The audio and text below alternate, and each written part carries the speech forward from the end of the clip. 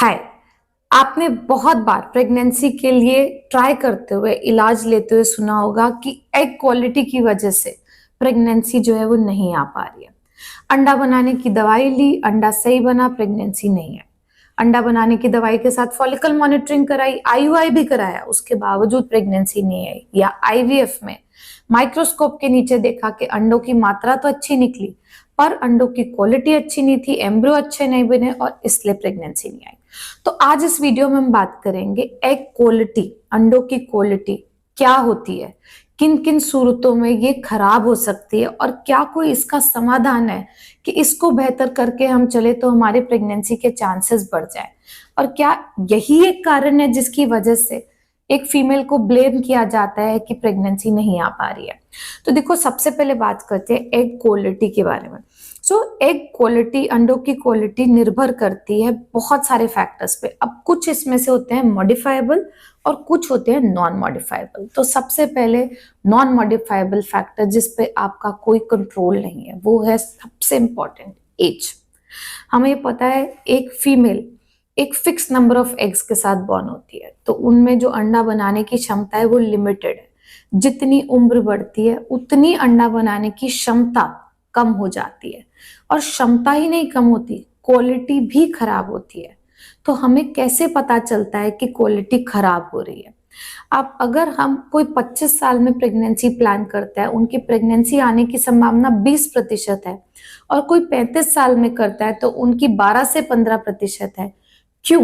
क्योंकि अब जो अंडे 35 साल में बनते हैं वो हो सकता है उतने अच्छे ना हो, उतने जेनेटिकली नॉर्मल ना हो, और जेनेटिक टेस्टिंग पे भी हमने देखा है कि उनमें कुछ ना कुछ जेनेटिक इश्यूज होते हैं, एम्ब्रियोज अच्छे नहीं बनते हैं, जिससे या तो प्रेगनेंसी आती नहीं है या मिसकैरेज का चांसेस बढ़ जाते हैं। एग क्वालिटी का एक सबसे इंपॉर्टेंट पैरामीटर है आपकी एज। अब इसको हम नहीं बदल सकते, पर हाँ, अगर हमें ये ज्ञान होगा तो हम टाइमली या तो प्रेगनेंसी प्लान कर सकते हैं या फिर हम एग फ्रीजिंग के लिए जा सकते हैं, ताकि हम जब भी प्रेगनेंसी प्लान करना चाहें हमारे अंडों की हेल्थ, अंडों की एज कम ही रहे और प्रेगनेंसी जल्दी आ पाए। और नॉन मॉडिफाइबल फैक्टर्स में आते हैं जेनेटिक डिसऑर्डर्स। अब अगर आपके बिकॉज ऑफ जेनेटिक रीजन, जैसे टर्नर है, फ्रिजाइल एग्स है, अंडा बनाने की क्षमता कम उम्र में ही घटने वाली है, तो हमें ये आपकी फैमिली में आइडेंटिफाई करना जरूरी है, ताकि हम आपको एग फ्रीजिंग के लिए काउंसिल कर पाए। इस केस में आगे चल के एग क्वालिटी डिटोरेट होगी ही होगी, हमें पता है, नंबर भी कम होगा और हमारे पास कुछ खास अंडे नहीं बचेंगे कि हम कोई भी प्रोसीजर कर पाए आपका फर्टिलिटी रिलेटेड। तीसरी बात आती है जो हम बहुत कॉमनली देखते हैं, वो है एंडोमेट्रियोसिस। अब एंडोमेट्रियोसिस कुछ पार्ट उसका नॉन मॉडिफाइबल है, कुछ पार्ट मॉडिफाइबल है। एंडोमेट्रियोसिस गर्ल्स आइडेंटिफाई कर सकते हैं अगर उन्हें सिम्टम्स हो, पेनफुल पीरियड, पेनफुल इंटरकोर्स, कोई चॉकलेट सिस्ट है। अगर वो अनमैरिड है या प्रेगनेंसी अभी नहीं चाहती हैं, start taking the treatment. Don't wait कि आपका जब प्रेगनेंसी प्लान करेंगे, जब एंडोमेट्रियोसिस की स्थिति होगी तब हम सोचेंगे, नहीं, ऐसा नहीं होता है।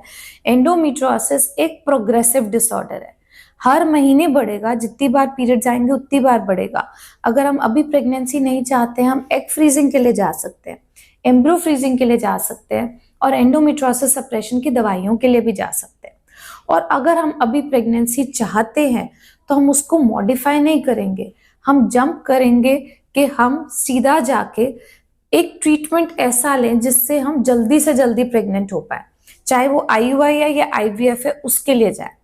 लैप्रोस्कोपी के लिए अवॉइड करे जाना, क्योंकि उससे अंडा बनाने की क्षमता कम हो सकती है। अगर आपको पहले डिलीवरी हुई हुई है, ट्यूब्स ओपन है, पता है, और छोटा सा सिस्ट है, तो एक बारी को सोच सकते हैं, पर ये बहुत इंडिविजुअलाइज्ड डिसीजन है। ब्लैंकली एंडोमेट्रियोसिस है, आप उसको सिस्ट को रिमूव करा लो, ओवरी पे सर्जरी करा लो, don't jump to drastic treatments like this.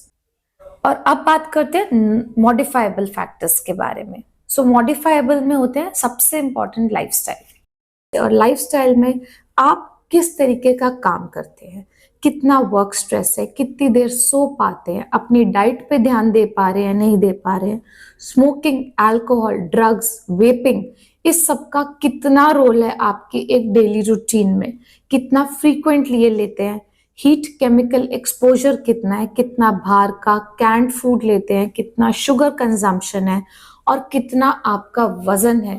अगर सुबह से लेकर शाम तक की बात करते हैं, वो फीमेल्स जो प्रेगनेंसी प्लान कर रहे हैं, तो उन्हें अपनी दिनचर्या इस तरीके से रखनी चाहिए कि वो अपनी डाइट में हाई फाइबर, हाई प्रोटीन, 2 तरह के फ्रूट्स, सैलेड का सेवन कर पाए, आधा घंटा अपने आप को एक्सरसाइज के लिए दे पाए, कोशिश करके अपने बीएमआई को, यानी आपका अपने कद के हिसाब से जो वजन होना चाहिए उसको नॉर्मल रेंज में ला पाए, और साथ ही 6 से 8 घंटे की अच्छी नींद ले पाए और अपने रूटीन में से स्मोकिंग, अल्कोहल, ड्रग्स को हटा पाए, तो वो इंश्योर कर सकते हैं कि उनकी एग क्वालिटी बेटर हो पाएगी।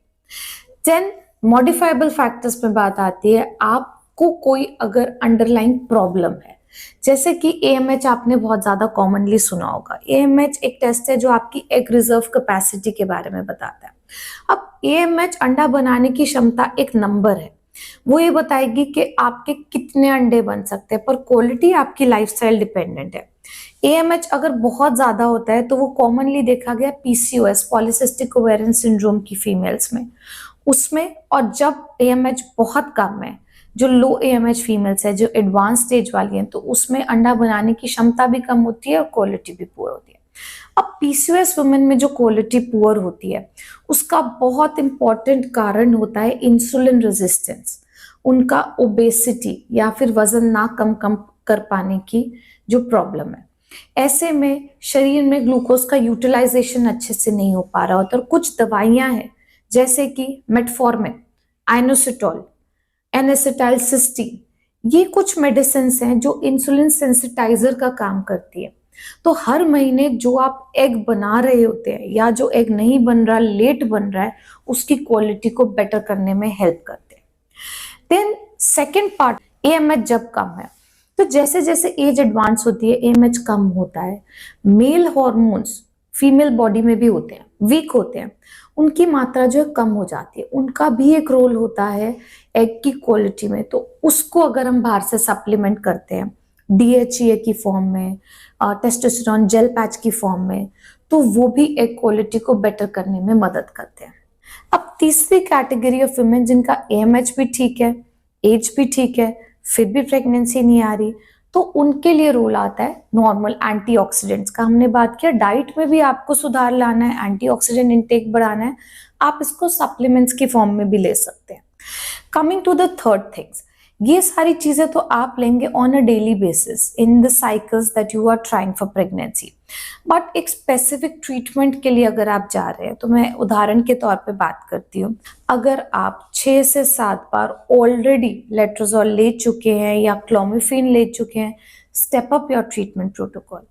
ऐसा नहीं है कि एक ही तरीके की दवाई आप लेते रहेंगे। 2-2 साल तक भी पेशेंट लिए हुए हमारे पास आते हैं, हम उन्हें बोलते हैं कि ठीक है, आपने 6 महीना ले लिया, फॉलिकल मॉनिटरिंग की, ट्राई किया, it is not working for you, step up, next treatment पे जाइए। सो आप देखिए, एग बनाने के लिए बहुत सारी चीजें हमारे पास अवेलेबल है, टैबलेट है, लेट्रोजोल, क्लोमिफेन हमने बात किया, इंजेक्शंस अवेलेबल है। सो इंजेक्शंस भी लेके हम एग की क्वालिटी को बेटर कर सकते हैं। साथ ही अगर हम उसे आईयूआई, इंट्रायूट्राइन इंसेमिनेशन से कंबाइन करें, तो हमारे प्रेगनेंसी के चांसेस और बेटर हो सकते हैं।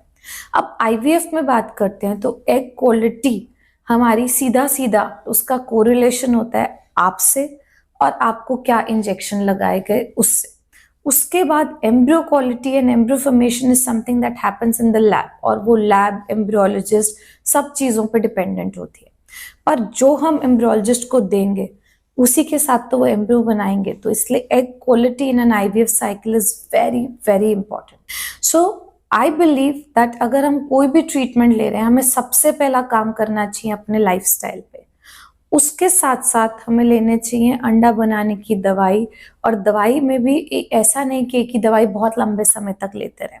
इंजेक्शंस की जरूरत है तो इंजेक्शंस लिए जाएं, साथ में आईयूआई क्लब करने की जरूरत है तो आईयूआई के साथ जाया जाए, और नेक्स्ट फिर जाया जाए हम अगर आईवीएफ में जा रहे हैं तो अच्छे इंजेक्शंस के साथ।